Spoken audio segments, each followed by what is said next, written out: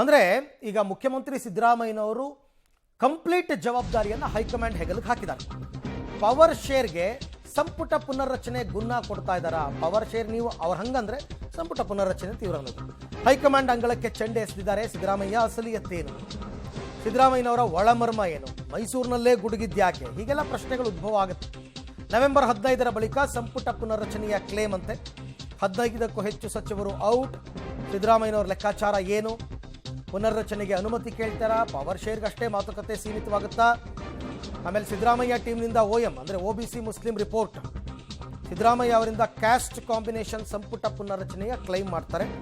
Provided ಇದೆಲ್ಲವೂ ಕೂಡ power sharing ಅನ್ನೋದು ಜಾಸ್ತಿ ಆದರೆ, DK ಶಿವಕುಮಾರ್ ಏನಾದರೂ ಪವರ್ ಶೇರಿಂಗ್ ಕ್ಲೈಮ್ ಮಾಡಿದ್ರೆ ನಾವು ಸಂಪುಟ ಪುನರ್ರಚನೆ ಮಾಡ್ತೀವಿ ಅನ್ನೋ ಒಂದು ಅಸ್ತ್ರವನ್ನು ಬಳಸ್ತಾ ಇದ್ದಾರೆ. ಈ ಬಗ್ಗೆ ಮತ್ತಷ್ಟು ಮಾಹಿತಿ ನನ್ನ ಕೊಲೀಗ ರವೀಶ್ ಅವರಿಂದ ಪಡ್ಕೊಳ್ಳೋಣ. ರವೀಶ್, ಇತ್ತೀಚಿನ ದಿನಗಳಲ್ಲಿ ಸಿದ್ದರಾಮಯ್ಯನವರ ಮಾತಿನಲ್ಲಿ ಎರಡು ಅಂಶಗಳು ಪ್ರಸ್ತಾಪ ಆಗ್ತಾ ಇದೆ. ಒಂದು, ಅವ್ರು ಹೆಚ್ಚು ಒತ್ತು ಕೊಡ್ತಾ ಇರೋದು ಸಂಪುಟ ಪುನರ್ರಚನೆ ಬಗ್ಗೆ ಮಾತಾಡ್ತೀನಿ ಅಂತ. ಎರಡನೇದಾಗಿ ಎಲ್ಲ ಜವಾಬ್ದಾರಿಯನ್ನು ಹೈಕಮಾಂಡ್ ಹೆಗಲ ಮೇಲೆ ಹಾಕಿದ್ದಾರೆ. ಅವ್ರು ಹೆಂಗೆ ಹೇಳ್ತಾರೆ ಹಾಗೆ. ಇದರ ಒಳಮರ್ಮ ಏನು? ಅರವಿಂದ್, ಪ್ರಮುಖವಾಗಿರ್ತಕ್ಕಂಥದ್ದು ಮುಖ್ಯಮಂತ್ರಿ ಸಿದ್ದರಾಮಯ್ಯನವರು ಹೈಕಮಾಂಡ್ ವಿಚಾರವನ್ನು ಪ್ರಸ್ತಾಪ ಮಾಡಿದ್ರು ಕೂಡ ಒಂದು ಸೂಕ್ಷ್ಮತೆಯನ್ನು ಅವರ ಹೇಳಿಕೆಯಲ್ಲಿ ಗಮನಿಸಬೇಕಾಗತ್ತೆ. ಅಂದರೆ ನಾನು ರಾಹುಲ್ ಗಾಂಧಿ ಅವರ ಬಳಿ ಪ್ರಸ್ತಾಪ ಮಾಡ್ತೇನೆ ಅಂತ ಅಂದರೆ ರಾಹುಲ್ ಹೇಳಿದ್ರೆ ಫೈನಲ್, ಯಾರು ಏನೇ ಹೇಳಲಿ ಅನ್ನೋದು ಸಿದ್ದರಾಮಯ್ಯನವರ ವಾದನ ಅಥವಾ ಏನು ಅನ್ನೋದೀಗ ಬಹುದೊಡ್ಡ ಪ್ರಶ್ನೆ. ಪ್ರಮುಖವಾಗಿರ್ತಕ್ಕಂಥದ್ದು ಸಚಿವ ಸಂಪುಟ ಪುನರ್ರಚನೆಯ ಕಾರ್ಡನ್ನು ಪ್ಲೇ ಮಾಡಿದಂಥ ಸಂದರ್ಭದಲ್ಲಿ ಹೈಕಮಾಂಡ್ ನಿಜಕ್ಕೂ ಕೂಡ ಅದಕ್ಕೆ ಗ್ರೀನ್ ಸಿಗ್ನಲ್ ಕೊಟ್ಟರೆ ಈಗ ಆಗ್ತಾ ಇರ್ತಕ್ಕಂಥ ಚರ್ಚೆಗಳೆಲ್ಲ ಬಂದ್ ಆಗುತ್ತೆ ಅನ್ನೋದು ಸ್ಪಷ್ಟ. ಒಂದು ವೇಳೆ ಇಲ್ಲ ಸಂಪುಟ ಪುನರ್ರಚನೆ ಬೇಡ, ಪವರ್ ಶೇರ್ ವಿಚಾರ ಆಗಲಿ ಅಂತ ಏನಾದರೂ ಇನ್ನೊಂದಷ್ಟು ದಿನ ಮುಂದಕ್ಕೆ ಹಾಕಿದ್ರೆ ಖಂಡಿತವಾಗಿ ಕೂಡ ಆ ವಿಚಾರ ಇನ್ನೂ ಜೀವಂತವಾಗಿದೆ ಅಂತ ಅರ್ಥ.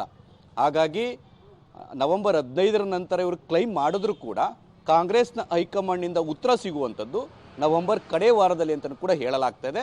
ಯಾಕೆಂದರೆ ರಾಹುಲ್ ಗಾಂಧಿ ಅವರು ಕರ್ನಾಟಕಕ್ಕೆ ಬಂದು ಹೋಗಬೇಕು, ಜೊತೆಗೆ ಇಲ್ಲಿ 100 ಕಚೇರಿಗಳಿಗೆ ಏಕಕಾಲಕ್ಕೆ ಗುದ್ದಲಿ ಪೂಜೆಯನ್ನು ಮಾಡಿ ಅದನ್ನು ಕೂಡ ಮುಗಿಸ್ಬೇಕು.